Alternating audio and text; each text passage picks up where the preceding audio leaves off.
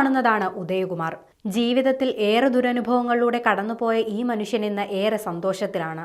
തനിക്കൊരു പുതുജന്മം തന്നെ നൽകിയവരോട് അദ്ദേഹം ഏറെ കടപ്പെട്ടിരിക്കുകയാണ്.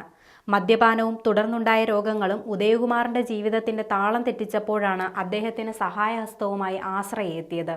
കൊട്ടാരക്കര പ്രൈവറ്റ് ബസ് സ്റ്റാൻഡിന് സമീപം കച്ചവടം നടത്തുകയായിരുന്ന അദ്ദേഹത്തെ പിന്നീട് ആശ്രയയുടെ തണലിലാക്കി. തുടർന്ന് ഏറെ നാളത്തെ പരിചരണം അദ്ദേഹത്തെ രോഗമുക്തനാക്കുകയും ചെയ്തു. പിന്നീട് ആശ്രയ തന്നെ അദ്ദേഹത്തിന് വീണ്ടും കച്ചവടം നടത്തുന്നതിന് വേണ്ട സൗകര്യങ്ങൾ ഒരുക്കി നൽകി. ഇപ്പോൾ ഈ കച്ചവടത്തിലൂടെ അദ്ദേഹം ഏറെ സന്തുഷ്ടനാണ്. തന്റെ കഴിഞ്ഞുപോയ കാലത്തെ ദുരനുഭവങ്ങൾ മറന്ന് പൊതുജീവിതത്തിലെ സന്തോഷങ്ങൾ നുകരുകയാണ് ഉദയകുമാർ എന്ന ഈ മനുഷ്യനിപ്പോൾ. ഞാൻ 9-ാം തീയതിയാണ് ആശ്രയിൽ നിന്ന് വന്നത്. പിന്നെ 2ാമതാണ് കുറച്ച് നാൾ കട അടച്ചിട്ടിരുന്നതാണ്. ഞാൻ 100 ദിവസത്തോളം ആശ്രയിലുണ്ടായിരുന്നു. എനിക്ക് ജോസേട്ടൻ ഒരുപാട് സഹായങ്ങൾ ചെയ്തു. ജോസഫ് ഇപ്പം കച്ചവടമൊക്കെ നല്ല ഇതാണ്. പുള്ളിയാണ് വന്ന് റീഓപ്പൺ ചെയ്തത്. നല്ല ഇതാണ്.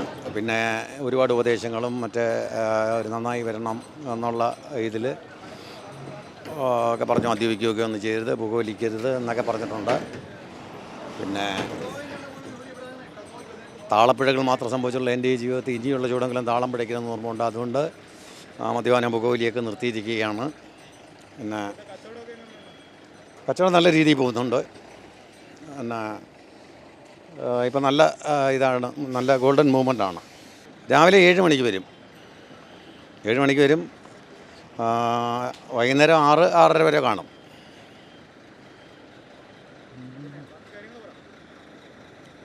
എനിക്ക് ഇങ്ങനെ ഒരു അവസരമൊക്കെ ഒരു പുനർജന്മം തന്നതുപോലാണ്.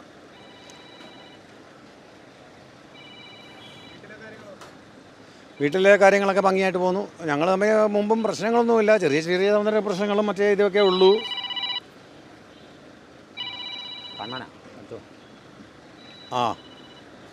വേറെ പ്രത്യേകിച്ചൊന്നുമില്ല. നല്ല ഇതാണ്.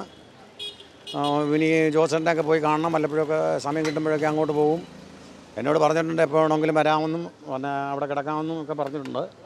അങ്ങനെയൊക്കെ വലിയ സഹായങ്ങൾ അദ്ദേഹത്തിൻ്റെ ഭാഗത്തു നിന്നുണ്ട്. ഇവിടെ വരുമ്പോഴൊക്കെ എന്നെ കാണാറുണ്ട്.